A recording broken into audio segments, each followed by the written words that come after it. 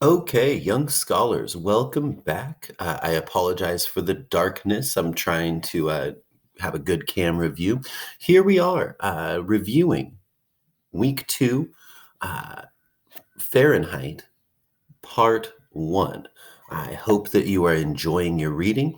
The purpose of these notes is to review part one with you and to guide you through what you're supposed to do with these slides exactly. So, here shortly, I'm going to talk a little bit about part one.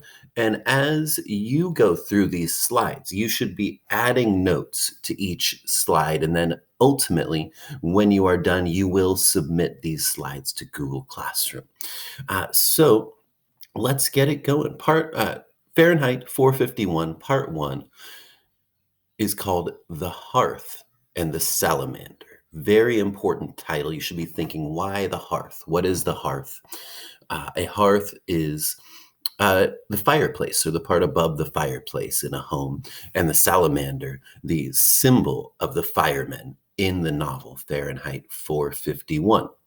So, in part one, you are introduced to Montag, our main character. We learn about his job as a fireman. We see him meet his young and interesting female neighbor named Clarice, who has a different way of looking at the world, and that shakes up Montag's beliefs a little bit.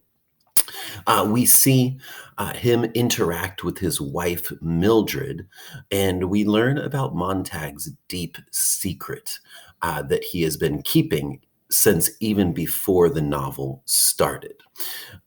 Ultimately, we see Montag have a crisis of faith about his job as a fireman, and we see his captain from the firehouse, Captain Beatty, come over to Montag's house and give him a detailed explanation of the way that the world of Fahrenheit 451, how it came to be the way that it is, where firemen no longer are protecting people from fires, but rather are starting fires with the purpose of burning books and limiting the knowledge that average people can access.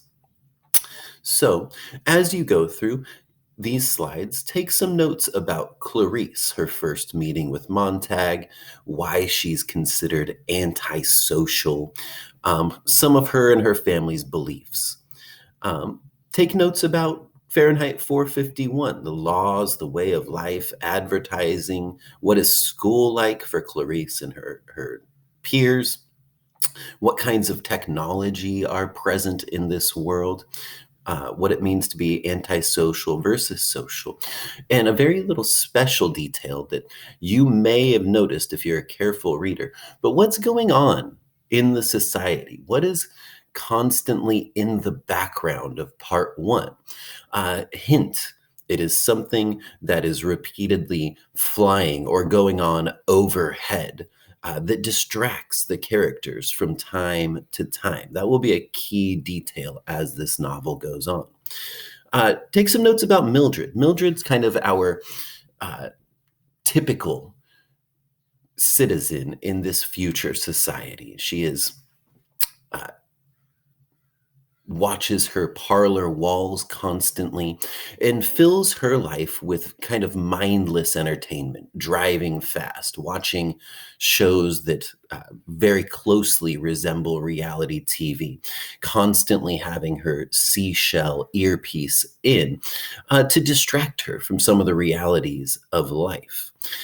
Take some notes about the scene where the handymen from the hospital come to help Mildred after she has overdosed on her pills.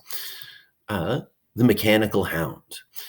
The mechanical hound. What is it? What does it do? What is its purpose?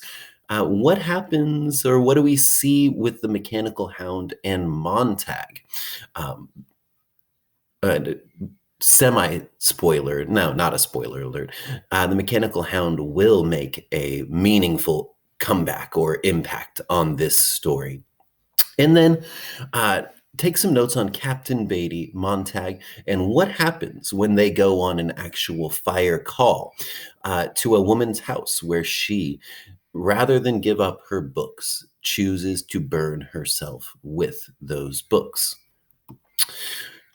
So add some of your own notes to those slides and then read through these next notes and maybe take a few additional notes on pen and paper for your own understanding. So, one of our major themes is censorship and the censorship of ideas, which the Society of Fahrenheit 451 has become so censored that books are now illegal.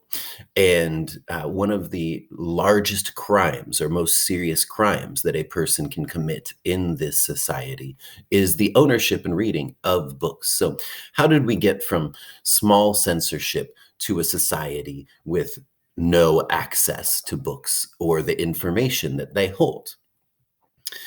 So, Bradbury was frustrated by censorship when he was writing this book. He wrote it as a way to protest the censorship that he saw going on, invasiveness of editors, um, and also against the rise of so-called mindless entertainment that Bradbury saw occurring in our world with the advent of television. Remember, similar to the way that people are concerned about TikTok and social media, now in the 1950s, when this book was published, people were very concerned about TV and the kind of mindless entertainment that seemed to be addictive to young people of that time.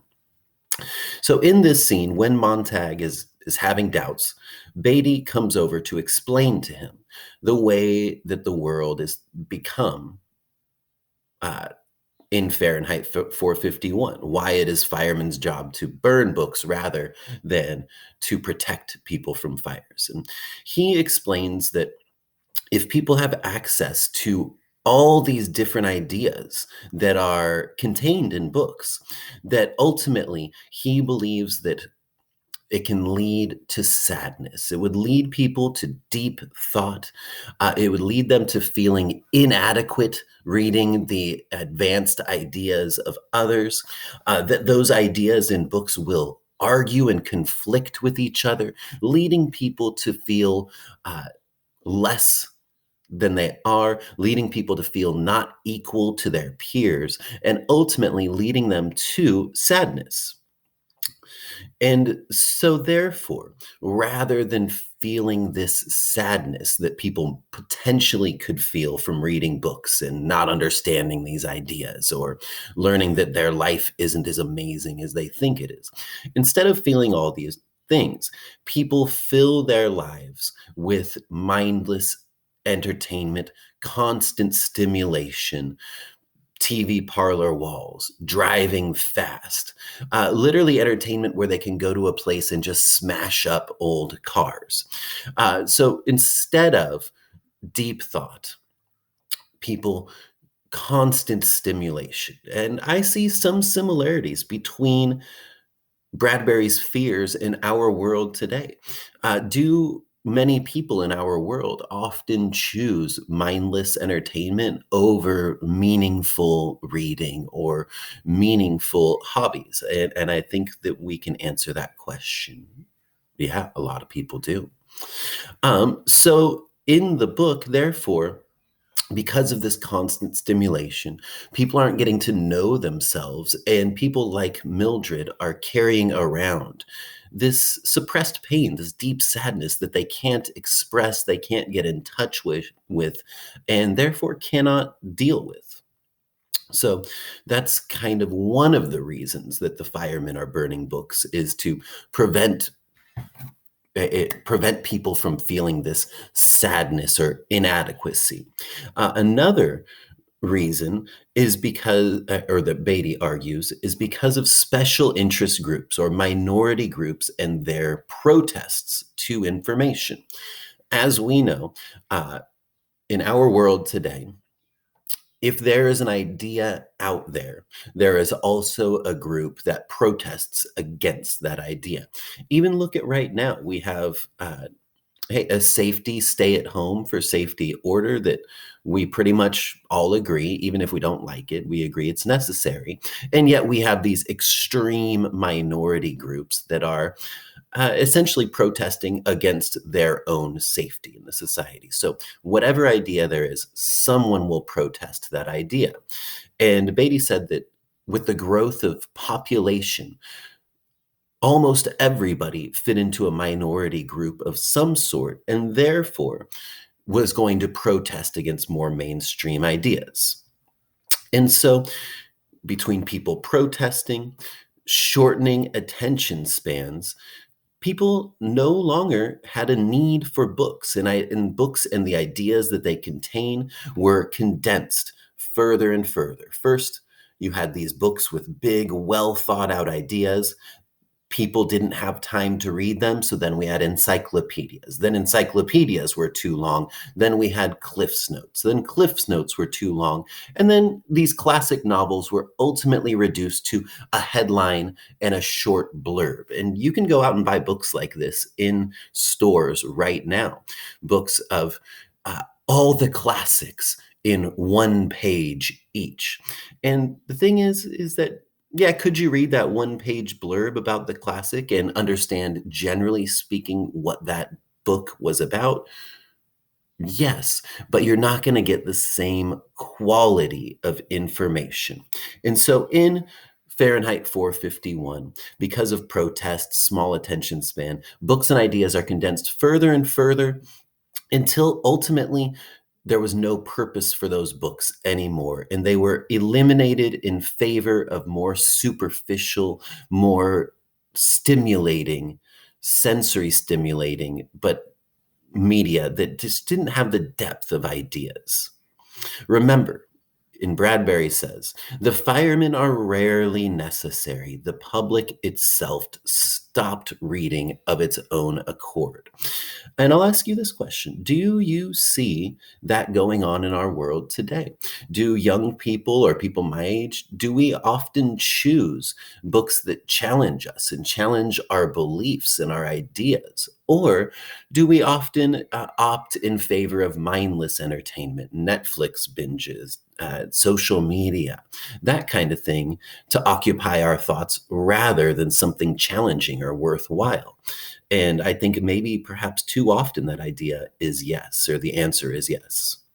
So, in essence, by not reading these ideas, by not challenging ourselves, we're censoring ourselves. How we choose to spend our time determines what kind of entertainment companies will provide. And if time goes on and people continue to read less and less, and then eventually books aren't going to sell enough to be profitable, and people will stop writing them, or at least stop writing them for public consumption.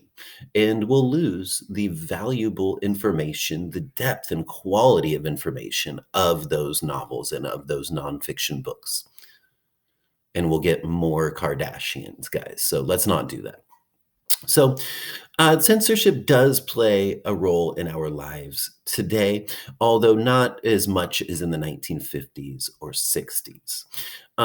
At schools, we do have lists of books that we cannot teach. Catcher in the Rye, one of those famous books, was on the censorship lists and is still censored in some states. I believe last year in Florida, a large Christian group tried to ban Catcher in the Rye for the language and saying that it would lead to children who didn't follow the rules and who were misbehaved. Indeed. Media is often censored. As you know, here at schools, we can only show you particular movies or particular news programs. We must be very careful because if we expose you to ideas, sometimes often students will go home, tell their parents. Those parents might complain. Therefore, the school will say, hey, don't watch that video. Don't teach that lesson again. That's what happened if we look at the argument between kind of evolution and creation. There's some censorship going on in that dispute. And ironically, even Fahrenheit 451 has been edited itself. Whatever ideas there are out there in the world, there's going to be someone who disagrees with them and doesn't want them taught to our youth. And so think about who is giving you your ideas, who doesn't want you to hear those ideas. What do you think? What do you think is right? Should you be able to make your own decisions? So, censorship, very important. I hope that this review helped a little bit. Go through, add on to the slides yourself, and importantly, enjoy this novel. Part two, very entertaining. We'll see Montag as he continues to change and struggle.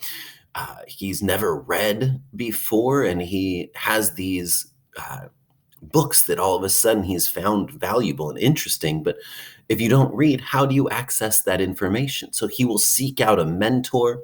The mentor is going to explain to him a little bit more about the flaws in this society. And then towards the end of part two, pardon the pun, but things will indeed start to heat up. All right, young scholars, get to your reading, your quizzes, your assignments. Check in to tomorrow's Zoom to say hello and to ask questions and to talk about Fahrenheit. And I hope that you are all staying happy, healthy, and that you're reading a bunch of books. All right, ladies and gentlemen, Blackwell out. I will talk to you all very soon.